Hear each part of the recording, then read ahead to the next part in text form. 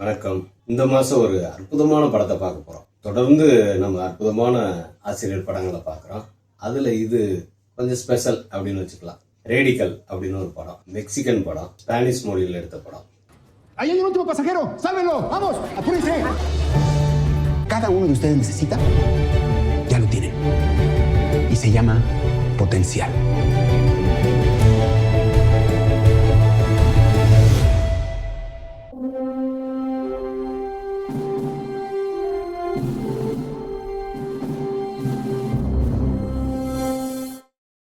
நம்ம இந்த படங்களை பார்க்கும்போது வெறுமன ஆசிரியரோட கதையை ஆசிரியர் என்ன பண்ணாரு இதெல்லாம் இருக்கட்டும்.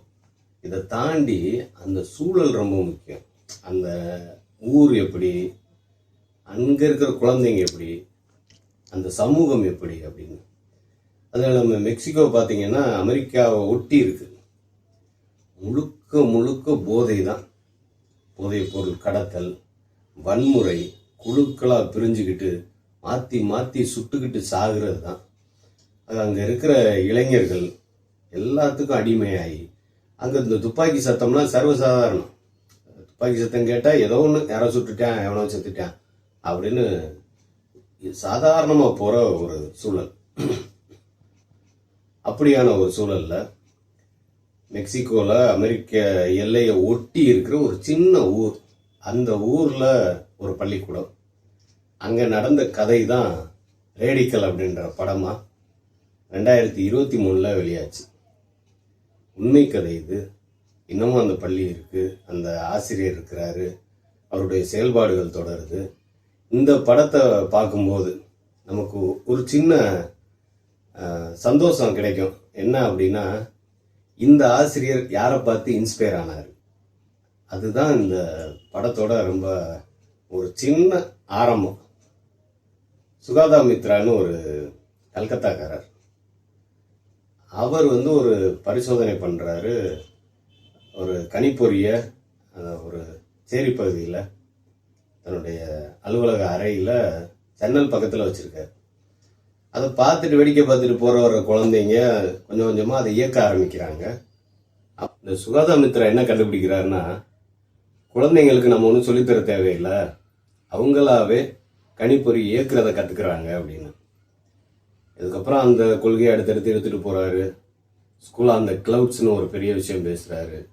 சுருக்கமாக சொன்னோம்னா, இணைய வழியில் கற்றுக்கிறது. செய்திகளை தேடுறதுக்கு இணையம் ரொம்ப முக்கியமானது. அப்போது செய்தி வேணும்னா இணையத்தில் தேடிக்கலாம் அப்படின்னு. இதை ஒரு ஆசிரியர் பார்க்குறாரு. யூடியூப்பில் சும்மா பார்த்துக்கிட்டு இருக்கும்போது ஒரு காணொலியை பார்க்குறாரு. ஆகா, நம்ம நாட்டில் இதுதானே சிக்கலாக இருக்குது, செய்தியும் கிடைக்கல, நம்ம போய் ஒரு கிராம பகுதியில் இருக்கிற குழந்தைகளோட வேலை செய்யணும் அப்படின்னு அந்த ஊருக்கு வர்றாரு. அந்த பள்ளியில் இருக்கிற மற்ற ஆசிரியர்களாம் ஆச்சரியம், இவன் ஏதோ பனிஷ்மெண்ட்டில் இங்கே மாற்றி விட்டுருக்காங்க அப்படின்னு. அப்புறம் விசாரித்து அவங்களுக்கே ஆச்சரியமாக இருக்குது, கேட்டு வாங்கி ஒரு ஆசிரியர் வந்திருக்கிறாரு அப்படின்னு. ஏன்னா எல்லை பகுதியில் இருக்கிற கிராமம் ஏற்கனவே சொன்னேன் இல்லையா. இப்போ இவர் அங்கே பார்க்குறாரு. முதல்ல செயல்பாடுகளில் இருந்து நம்ம கல்வி ஆரம்பிப்போம். அந்த புத்தகம், பாடத்திட்டம், அது இதுன்னு என்னென்னமோ இருக்கு இல்லையா. இது உலகம்புறா இருக்கிற பிரச்சனை. முதல் கல்வியாண்டு ஆரம்பிக்குது, குழந்தைங்க சந்தோஷமாக வர்றாங்க. வகுப்பறையை பார்த்தோன்னு அதிர்ச்சி. அது ஒரு 6ஆம் வகுப்பு, கிட்டத்தட்ட 11-12 வயதுள்ள குழந்தைகள் அங்கே இருக்கிறாங்க. அவங்க பார்த்தா சேர் பூரா தலைகீழ கிடக்கு. இங்கிட்ட 2 சேர் கிடக்கு, அங்கிட்ட 2 சேர் கிடக்கு, டேபிள் தலைகீழாக கிடக்கு, எல்லாமே தலைகீழாக இருக்குது. ஒருத்தர் நின்றுட்டு இருக்கிறாரு, புது ஆள். எல்லாரும் ஆச்சரியம் பார்க்குறேன், என்ன நம்ம வகுப்பு இவ்வளோ அலங்கோலமாக இருக்குது அப்படின்னு. அவர் வாங்க, வேகமாக வாங்க, இங்கே ஒரு கப்பல் கவுந்துருச்சு, கொஞ்சம் லைஃப் போட்டு தான் இருக்குது, வாங்க ஏறுங்க வாங்க வாங்க அப்படின்றாரு. குழந்தைங்க போனால் யார் என்ன இது அப்படின்னு பார்த்துட்டே இருக்காங்க. அவர் கீழே விழுந்து, ஐயோ காப்பாற்றுங்க, வாங்க என்னை தூக்கி ஒரு லைஃப் போட்டில் வைங்க அப்படின்றாரு. அப்புறம் கொஞ்சம் கொஞ்சமாக அந்த குழந்தைகள் வர்றாங்க. லைஃப் போட் கொஞ்சம் தான் இருக்குது, சரியான எண்ணிக்கையில் ஏறுங்க, அதிக பேர் ஏறினா கவுந்துரும். இவங்களுக்கு என்ன செய்யறதுன்னே தெரியல, அப்படியே ஒவ்வொரு இதுக்கு ஏறுறாங்க. அந்த நேரம் பார்த்து அந்த பள்ளியோட மேனேஜர், ஹெச்எம் மேனேஜர் அப்படி ஒருத்தர் இருக்கிறாரு. அவர் வர்றாரு. அவர் பார்க்குறாரு, என்னடா கலவர பூமியாக இருக்கே அப்படின்னு. உடனே இந்த புதுசாக ஒருத்தர் வந்திருக்காரு, அவரையும் காப்பாத்துங்க, அவரை ஒரு லைஃப் போட்டில் ஏற்றுங்க. ஏற்றி நிற்க முடியல, ஐயோ போட்டு கவுந்துருமே. இப்படி ஒரு கலவரம் முடிஞ்சோன்னா இவர் கேட்குறாரு, எப்படி ஒரு படகு மிதக்குது, எப்படி மூழ்குது, வாங்க இதை பற்றி நம்ம தெரிஞ்சுக்குவோம். லைப்ரரி எங்கே இருக்குது அப்படின்னு லைப்ரரி தேடி போடுறாங்க. அங்கே போனால் லைப்ரரியில் இருக்கிற அம்மா சொல்லுது, இன்னும் இப்போ லைப்ரரி பீரியடே கிடையாது. இவர் போய் என்சைக்ளோபீடியா இருக்கா, அதில் கப்பலை பற்றி என்ன இருக்குது அப்படின்னு தேடி தேடி பார்க்குறாங்க, எதுவும் கிடைக்கல. கம்ப்யூட்டர் இருக்கா நம்ம ஸ்கூலில், இருக்குது ஆனால் இல்லை. இவர் இணையத்தை நம்பி வந்தவர், இணையம் இல்லை, ஒரு தகவலை தேட முடியாது அப்படின்னா, சரி பரவாயில்ல, நம்ம இதை எங்கே தேடலாம்னு யோசிப்போம் அப்படின்னு சொல்லிட்டு தேடலாம் அப்படின்ற முடிவுக்கு வர்றாங்க. இப்போ செய்தியை தேட இணையம் இல்லை, என்ன செய்யலாம்? இப்போ திரும்ப நம்ம செயல்பாடுகள் வழியே கற்றுக்குவோம். இப்போ ஸ்கூலில் இருக்க ஒரு தண்ணி தொட்டிக்கு போய் அதில் ஒவ்வொன்றையும் முக்கி பார்த்து எது மூழ்குது, பலூன் மேலே வருது, அதோட உருவம் என்ன, ஒல்லியாக இருக்கிறவங்க அதிக தண்ணியை வெளியேற்றுவாங்களா, குண்டாக இருக்கிறவங்க அதிக தண்ணியை வெளியேற்றுவாங்களா, எவ்வளோ நேரம் அவங்க உள்ளே இருக்கும்போது எவ்வளோ தண்ணி மேலே ஏறுது, தொடர்ந்து அந்த ஒரு செயல்பாட்டில் இருந்து பல செயல்பாடுகள் அதுக்குள்ளே போயிட்டே இருக்கு. இந்த வகுப்பறை முழுக்க அப்படியே செயல்பாடாக மாறுது. இந்த சூழலில் சில குழந்தைகளை அவங்க காட்டுறாங்க. நிகோன்னு ஒரு பையன் இருக்கான். நிகோவுக்கு குடும்பம் இல்லை, அண்ணன் இருக்கான். அண்ணனும் போதைப் பொருள் கடத்தலில் இருக்கிறாங்க.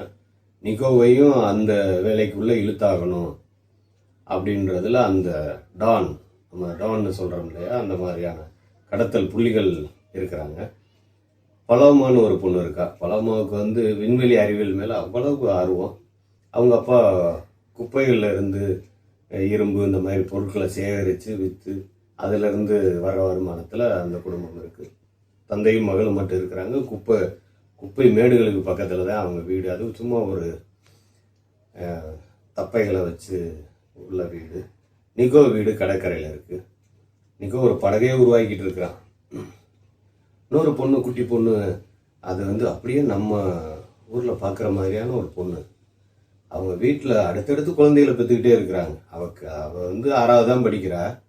ஒரு தம்பி தங்கச்சியை குளிப்பாட்டி எல்லா வேலையும் பார்த்து, அம்மாவுக்கும் வேலை பார்த்து அப்பாவுக்கும் வேலை பார்த்து அவள் பள்ளிக்கூடம் வரணும்.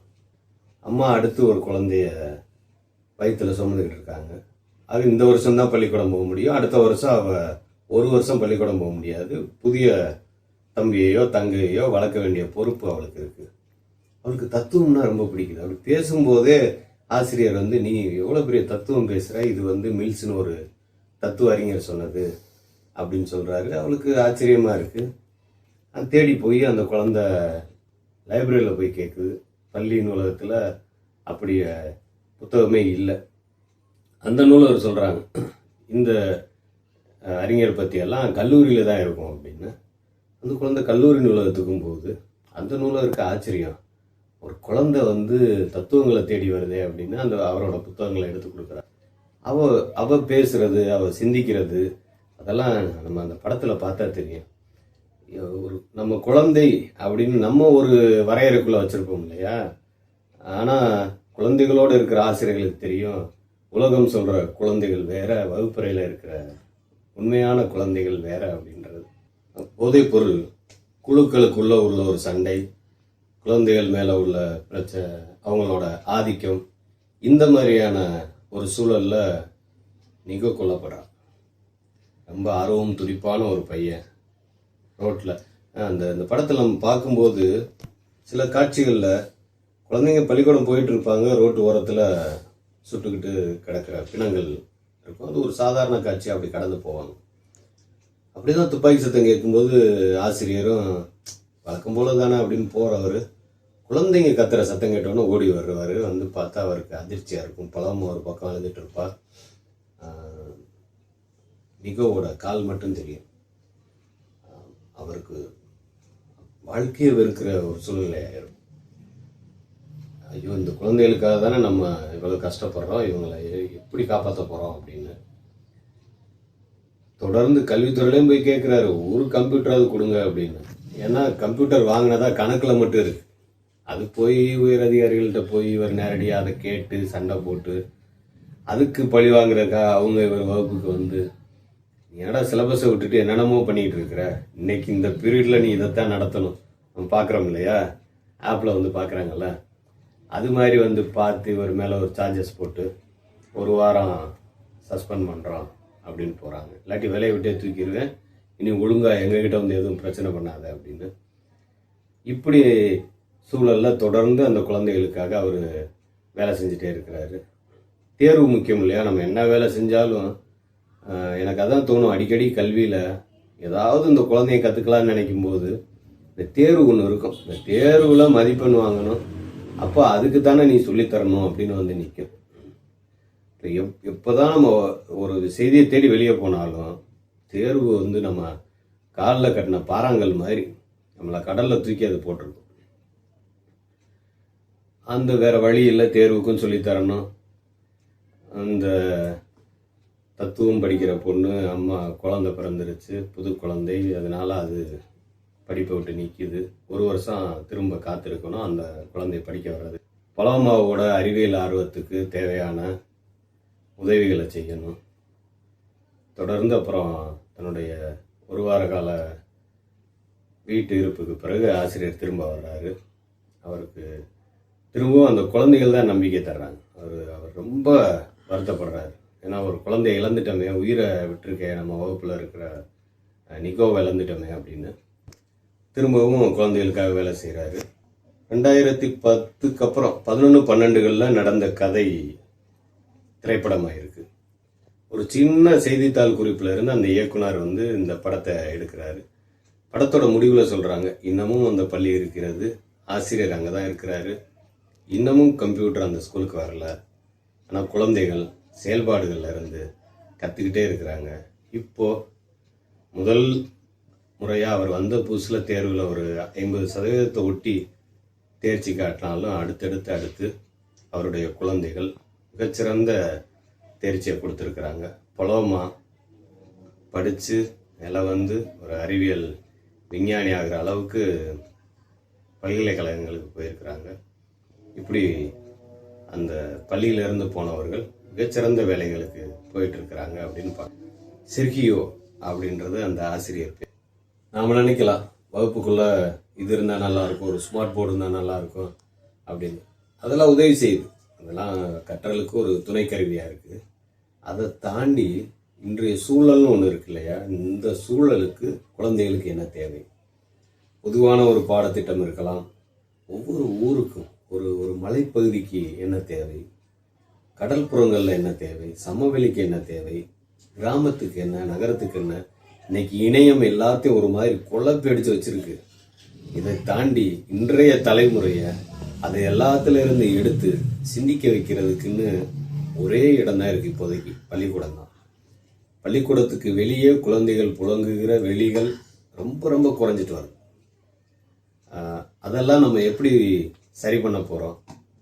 பள்ளிக்கு வெளியே போனவுடனே குழந்தைகள் வந்து இணையத்திலையும் செல்லுலேயே இருக்கிறாங்கன்னு சொல்கிறோம் இல்லையா? இதெல்லாம் மாற்றணும் அப்படின்னா இன்னைக்கு இருக்கிற ஒரே வாய்ப்பு வகுப்பறை தான். வகுப்பறைகள் கலந்துரையாடல்களாக செயல்பாடுகளாக மாறும்போது தான் நம்ம சரியான கல்வி என்னன்னே கண்டுபிடிக்க முடியும். இன்னைக்கு என்ன தேவை அப்படின்னு. அதுதான் இந்த படம் நமக்கு சொல்லுகிற செய்தி. ரேடிக்கல் அப்படின்ற இந்த படம் உலகம்புறம் கொண்டாடப்படுது. இது மாதிரியான படங்களை பார்க்கும்போது தான் நம்ம என்ன செய்கிறோம், நம்ம என்ன செய்யணும் அப்படின்னு யோசிக்கிறது, ஆசிரியரோட கடமை எவ்வளோ முக்கியம் அப்படின்னு தெரியுது. செர்ஜியோ வந்து